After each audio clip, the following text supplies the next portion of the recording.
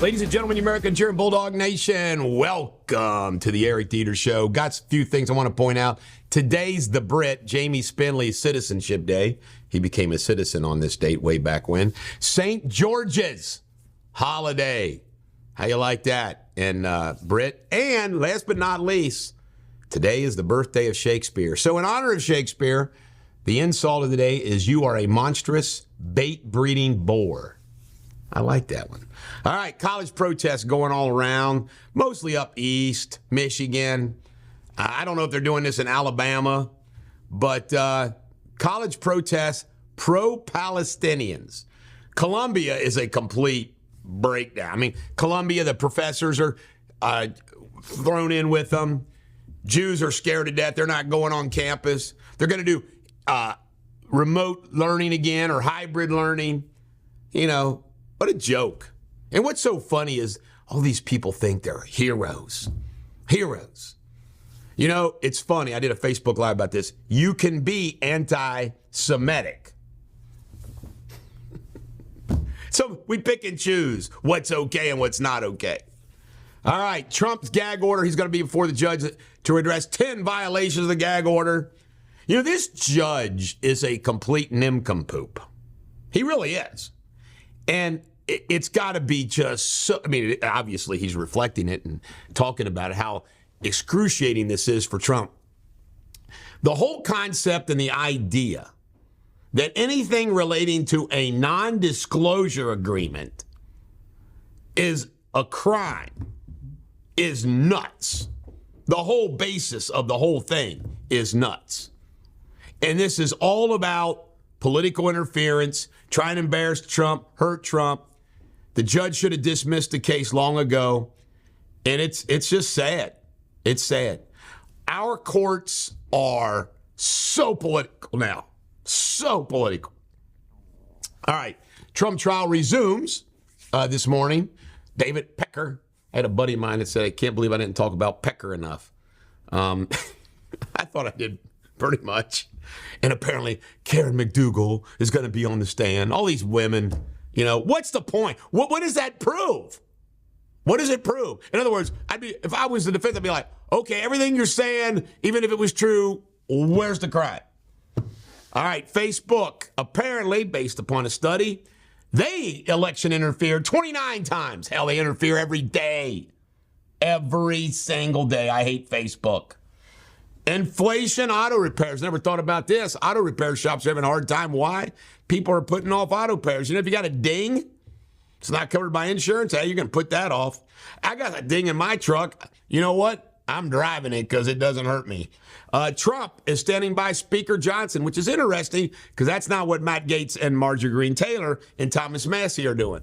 Although it doesn't make any difference what Thomas Massie does, Trump's not going to endorse me. All right, Trump bond. The judge is keeping the bond in place. Latita James loses that round. So do not be a monstrous bait-breeding bore like Latita James and Alvin Bragg and Fannie Willis. Be an oracle. And check out ericdeters.com. This is the Bulldog. Every dog has their day. Have a great day.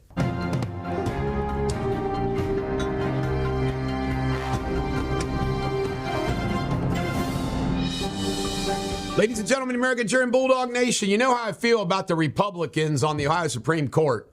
They don't give a damn about human beings. But I support Melissa Powers, the Republican prosecutor, Hamilton County, that replaced Joe Deters. She's doing the best she can. She's pro-law enforcement. She recently gave another interview, spoke out about all the crime going on. And in fact, there were 2 more shootings. But the problem is you've got these judges, you got these cities, you got the county, you got the jail, you got, you know, they're not all law enforcement. It's race, race, race. Ellesmere, they had a SWAT team called out there yesterday. You know, sometimes, as far as SWAT goes, I always think to myself, you know, I'm glad we have SWAT teams, and there's time and efforts. But every time I see one of these vehicles like this and everything, I'm thinking to myself, really? Now, maybe it was required, but you can just tell these guys get all. I represented a guy that got shot by the SWAT down in Latonia one decade back, man. And these guys were like, they were itching to SWAT. All right, homicide victim has been identified. This young man, 21 years old, is the victim of the shooting in Westwood. Kentucky doctor Stephanie Russell pled guilty for hiring a hitman to kill her spouse. I got a tip for you. I've watched a lot of Datelines. Sabrina, I want to give tips for you. Never hire somebody to whack your spouse. Whack them yourself. Now, you're still going to get caught because everybody gets caught, but you definitely don't want to hire a hitman. Just trust your own self. Nobody can tell on you if you're the one that does it. Just a little tip. Daycare creep. Look at this guy, Ryan Sidnor. Apparently inappropriately touched the kid. Is this an Amish pervert? Little Amish humor there. No offense, Amish folks. All right, and Kentucky news. Registration to vote in the primary was over yesterday. So too late now if you haven't been registered to vote. In Ohio news, turns out First Energy funneled $2.5 million through a PAC to donate to DeWine. They gave $1 million to Yost. Folks, this smells to high heaven. High heaven. Of course, the CEO of the company, facing criminal charges, whacked himself. This is the Bulldog. Every dog has their day. Have a great day.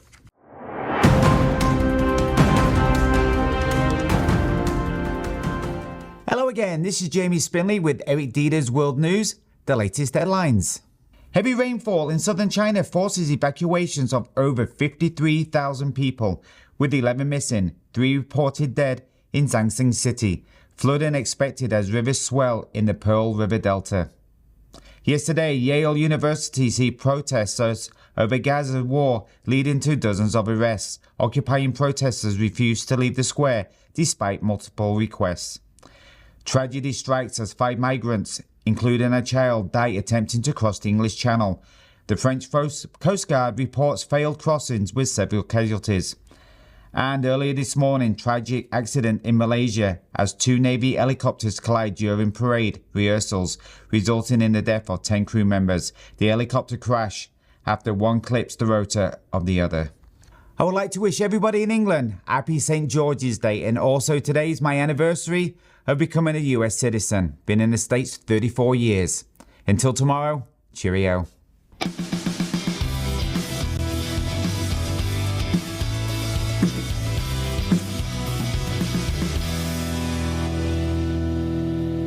Ladies and gentlemen, American cheering Bulldog Nation, welcome to Sports Without Boundaries. Reds got walloped last night, 7-0. Couldn't hit Suarez. They lost to the Phillies 7-0. And guess what? Bryce Harper isn't even playing. He's on maternity leave or paternity leave because they're having a baby. But the Reds are back at it tonight. Stanley Cup playoffs. Maple Leafs beat the Bruins 3-2. Hurricanes beat the Islanders 5-3. Golden Knights beat the Stars 4-3. Oilers beat the Kings 7-4. NBA playoffs. Cavs beat the Magic 96-86. Knicks 104. 76ers 101. And the Nuggets, last second shot, beat the Lakers 101-99. Kevin Knox is following good old John Calipari to Arkansas.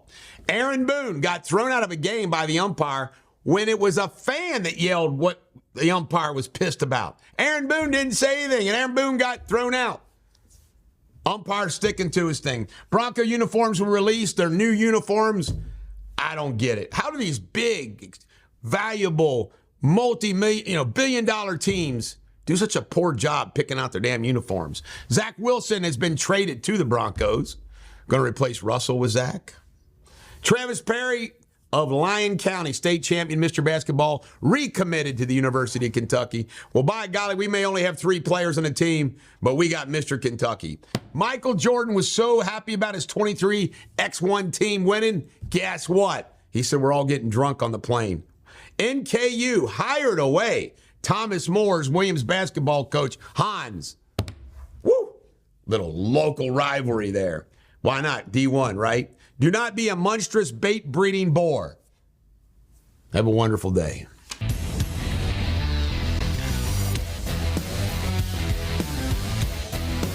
Ladies and gentlemen, the American Cheering Bulldog Nation, welcome to Pop Culture. We only have 2 items, but they're fun. Item number 1. Apparently, in her new songs, Taylor Swift takes some shots at her last 2 boyfriends before Travis Kelce. Now, there are rumors going around, and I'm sure that they're not allowed to even talk about having the non-disclosure to date Taylor Swift. And what everybody's speculating, everybody thinks is funny, is that when she blasts these guys and their songs, they never say anything back. So it seems like they're gagged, but she's not.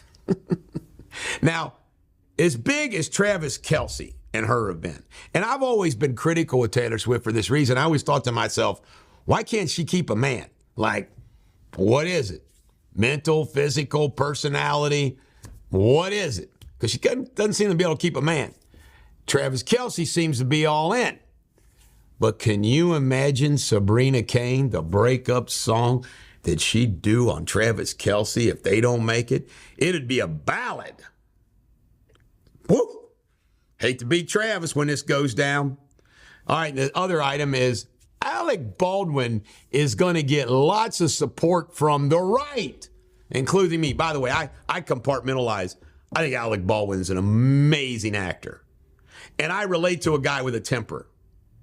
He's just a lefty kind of guy. I also admire him and his wife having all those damn kids. And they seem to be a solid family. So there's a lot I admire about Baldwin. But yet this person was wanting him.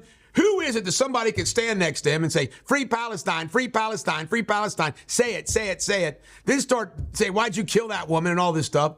And he finally knocked the coffee out of her hand. You know what? How much is a guy supposed to take? You know, I got to say, isn't that menacing? Aren't we going to charge her with menacing? I think we'll make this a clip, Sabrina. Anyway, I stand with Alec Baldwin. Free Palestine. I say this, kill Hamas.